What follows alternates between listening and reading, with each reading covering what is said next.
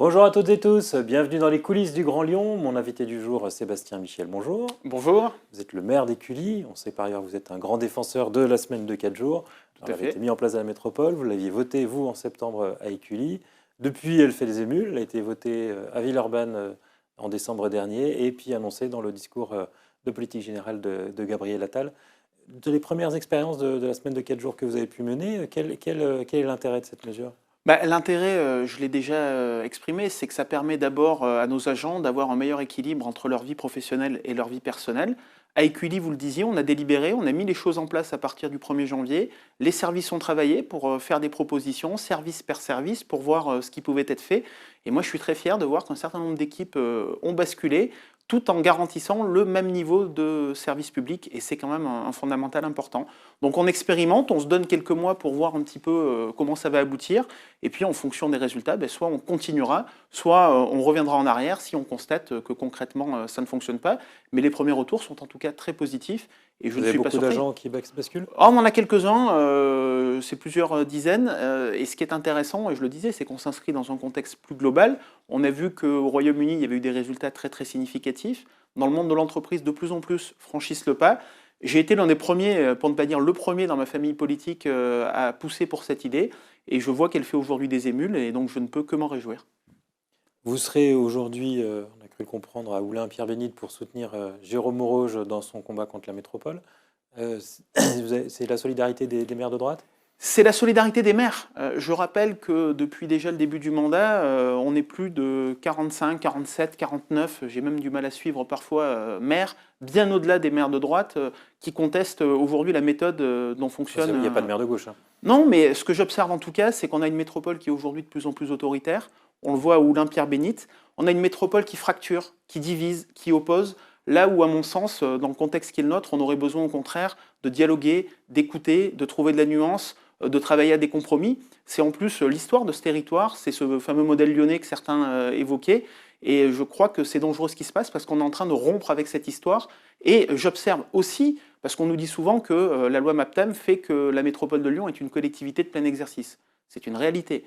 Mais si on regarde ce qui se passe du côté de la région Auvergne-Rhône-Alpes, par exemple, qui est aussi une collectivité de plein exercice, je n'ai pas souvenir d'un président de région, Laurent Wauquiez, qui impose à un maire sur son territoire quelque chose avec quoi il n'est pas d'accord. Donc je pense qu'il faut retrouver un peu de raison, il faut retrouver cette culture du compromis qui nous a vraiment fait défaut ces dernières années. Et moi, je lance un appel à la raison, au président de la métropole et à l'ensemble de ses équipes pour qu'on soit capable de travailler au service du territoire et des habitants, parce que c'est bien ça l'objectif qu'on doit poursuivre. Mais quels sont les sujets que vous avez avec la métropole pour Il y en a Écully? beaucoup, on pourrait parler de logement, on pourrait parler du tramway, on pourrait parler du campus. Alors vous souhaitez un tramway pour desservir Écully. La métropole vous répond OK, mais il faut densifier et donc construire des logements. Il faut même Vous en surdensifier. voulez pas. Mais ce que j'observe surtout en termes d'aménagement du territoire, c'est qu'on a aujourd'hui une métropole de Lyon qui a tendance à considérer les communes et les villes de la couronne lyonnaise comme finalement des villes dortoirs où on les traverse avec des voies lyonnaises pour accéder le plus rapidement possible à la ville-centre Lyon, pour développer des choses intéressantes à Lyon, hein, la ville du quart d'heure. Ben moi, la ville du quart d'heure, j'ai envie de l'avoir à Écully. J'ai envie qu'à Oulin-Pierre-Bénite, les habitants puissent à la fois vivre, consommer dans des commerces de proximité et pouvoir travailler. Et je crois que là, il y a un vrai sujet d'achoppement, une vraie pierre d'achoppement avec la métropole. Les aménagements que propose la métropole, c'est aussi des trottoirs plus grands, c'est aussi une qualité de vie meilleure. Oui, mais si vous pour ne les pouvez modes plus doux en y centre-ville. venir et si vous ne pouvez plus vous y garer et plus y stationner, ça sera quand même très compliqué. Et une fois de plus, il ne s'agit pas d'avoir de position dogmatique. Je fais partie des maires qui ont probablement fait le plus de voies cyclables sur sa commune, à Écully, sur mes propres crédits, sans avoir besoin de la métropole. Donc moi, je suis convaincu qu'il faut apaiser nos centres-villes, qu'il faut travailler à des aménagements de proximité. Et j'observe d'ailleurs que sur mon projet de centre-ville que la métropole devait accompagner, aujourd'hui, c'est au point mort, alors même que ça prévoyait la végétalisation dans un certain nombre d'espaces, l'apaisement. Et donc on voit bien qu'il y a finalement une métropole qui est parfois un petit peu contradictoire dans son approche. Et sur le tramway, la proposition de la métropole, c'était de la construction de logements, un peu plus de 2000. C'était Ce que vous exiger refusez. uniquement la construction de plusieurs milliers de nouveaux logements. Là où moi, la contre-proposition qui était la mienne, c'était de dire, certes, on va construire du logement, et je fais partie des maires qui construisent des logements parce qu'on a besoin de logements, mais d'un autre côté, on a aussi besoin de créer de l'activité économique, de l'activité commerciale, des espaces culturels et de loisirs, parce que la vie, c'est tout ça. La vie, c'est pas simplement habiter dans une commune et aller vivre et travailler ailleurs. Moi, je ne veux pas qu'Écully devienne demain le 10e arrondissement de Lyon, et je pense que c'est un sentiment qui est partagé par de très nombreux maires sur ce territoire de la métropole. En bonne nouvelle, j'imagine pour vous, pour la ville d'Écully, ça a été le quartier des Sources qui est repassé en zone urbaine prioritaire. Qu'est-ce que ça change concrètement? Ben, c'est une bonne nouvelle. Alors, quelque part, oui et non. C'est une bonne nouvelle parce qu'on s'est beaucoup battu pour obtenir ce classement quartier politique de la ville. C'est une mauvaise nouvelle dans le sens où ça traduit un affaiblissement de ce quartier et une paupérisation notamment des populations qui y vivent. Ce que ça va changer très concrètement, c'est que ça va nous permettre de mobiliser des moyens supplémentaires, notamment, et là aussi j'en appelle à la métropole, je leur ai écrit à de multiples reprises, et j'ai changé encore hier en comité de pilotage à ce sujet pour réclamer de la prévention spécialisée sur ces quartiers. On en a besoin. On a besoin de présence humaine pour établir une qualité de vie à laquelle aspirent légitimement ses habitants, et surtout de la sécurité, parce qu'il y a besoin de sécurité dans ces quartiers. Et avec la métropole, sur ce quartier, vous avez des projets en commun?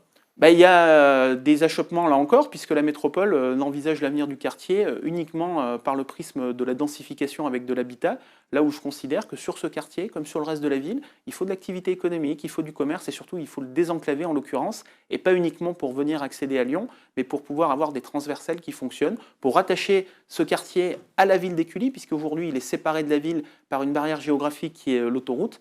Et donc là aussi, il faut retrouver la voie du dialogue, de l'apaisement. Les habitants de ces quartiers aspirent à la même qualité de vie que les autres, et donc on doit les accompagner là-dessus. Le logement, c'est toujours la pierre d'achoppement, mais du côté de la métropole, il y a quand même une crise du logement majeure. Bien sûr. Et on voit que C'est pour ça que les communes autour ne sont pas d'une grande solidarité.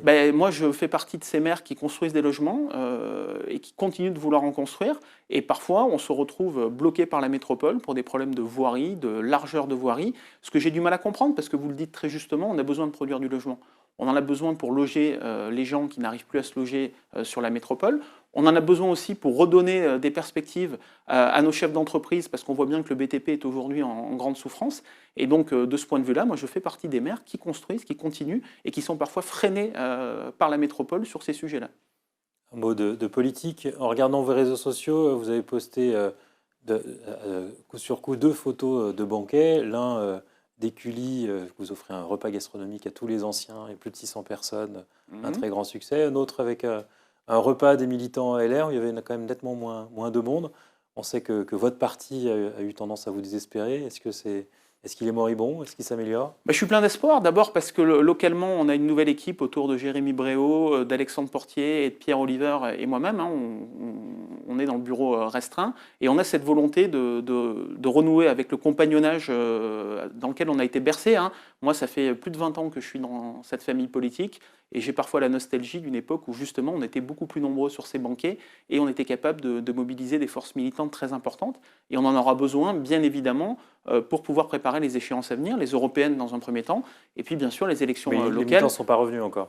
Ici, je pense qu'aujourd'hui, on est probablement la première force militante de la métropole, et d'assez loin, parce que vous parliez du banquet. Il y a plus grand monde dans tous les partis politiques. Quand vous regardez ce qui se passe, j'ai aperçu aussi des photos d'un rassemblement Europe Écologie Les Verts, où pour le coup, il n'y avait pas une foule incroyable à Lyon au début de l'année. Donc je pense que les partis traversent aujourd'hui des difficultés. C'est un modèle qui interroge. On sent que la population, et notamment les jeunes, souhaitent sans doute des investissements différents, souhaitent s'engager pas tout à fait de la même manière. Donc c'est à nous aussi de nous moderniser. C'est pour ça que moi, je fais partie de ceux qui pensent que les LR, comme beaucoup d'autres partis, on doit se renouveler et on doit faire de la politique autrement, mais on ne doit pas simplement le dire, on doit le faire. Donc il faut aussi aller faire preuve d'innovation, trouver des nouvelles méthodes pour attirer le plus grand nombre autour de nous, parce qu'on a des enjeux forts qui approchent, à commencer par celui de la métropole de Lyon en 2026. Mais après le discours de politique générale de Gabriel Attal, il y a un espace politique pour les LR? Moi, je pense qu'il y a toujours un espace politique pour notre famille politique qui fait partie de l'histoire du pays et de la Ve République en particulier. Et je l'ai déjà dit, je pense qu'on a toute notre place, mais qu'il faut être capable de marcher sur nos 2 pieds. Le pied régalien, sur lequel il faut être très ferme, et puis aussi faire preuve d'ouverture et de modernité sur plein de sujets. On évoquait tout à l'heure la semaine de 4 jours. Je pense que la droite se grandit quand elle est capable d'aller chercher des opinions, des positions sur des sujets sur lesquels on ne l'attend pas forcément. C'est Gabriel Attal qui l'a proposé finalement. Ben, je l'ai proposé avant lui, ça ne vous aura pas échappé, vous le disiez vous-même en début d'interview. Bruno Bernard avant non, si vous regardez bien, je l'ai proposé avant Bruno Bernard, sauf que effectivement, pour le mettre en place, j'ai pris le temps de la concertation, j'ai passé beaucoup de temps avec les organisations syndicales, parce que c'est aussi ça ma marque de fabrique. Je pense qu'on a besoin de dialogue, de compromis et de travailler ensemble. Le pays ne va pas bien, et ce n'est pas simplement en faisant preuve d'autoritarisme qu'on arrivera à améliorer les choses. Sébastien Michel, je vous remercie. Merci à vous. Et puis moi je vous dis à demain pour une nouvelle émission des coulisses du Grand Lyon.